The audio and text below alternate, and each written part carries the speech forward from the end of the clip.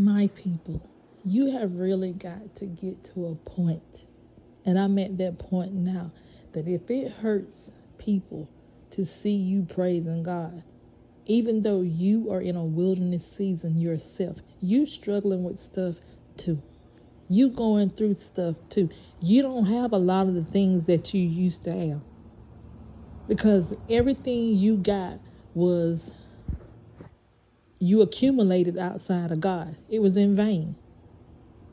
So you had to lose a lot of stuff in order to realize that in order to live this life, you have to be in God's will. No matter what God's will looks like for your life, you have to keep showing up, and you have to stop apologizing for this new life. Where God has given you favor in places and favor with people, stop apologizing for that.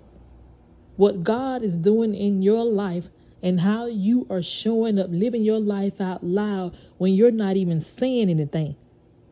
But still, you know that if it had not been for the Lord who was on my side, I wouldn't be able to get out here and do the stuff that I'm doing. You have to understand that you have received grace and favor from your Father through Jesus Christ, and it's only through Jesus. You have to receive that on today.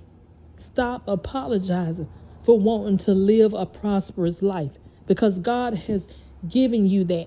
He's given you that right to have that, because he already said, I know the plans that I have for you. Before this world began, God had a plan set up for each and every one of us. If they're not willing to get up and take that walk with the Lord and forsake their ways for his ways, if they're not willing to call that sin out in the name of Jesus and ask for Jesus to help you with that sin that you're struggling in, that is not your fault if somebody else doesn't want to do the work. You are willing to show up, even when it hurts you to show up, even when everything it seems like it's falling apart, but God is only working it together for your good. Stop apologizing for showing up. Stop apologizing for coming in agreement with a Father who loves you no matter what. God's love for you is not going to change. Whatever your addiction is on today, call that addiction out. If it's pornography, call it out. If it's committing adultery, call it out. If it's fornication, call it out. If it's telling lies, call it out.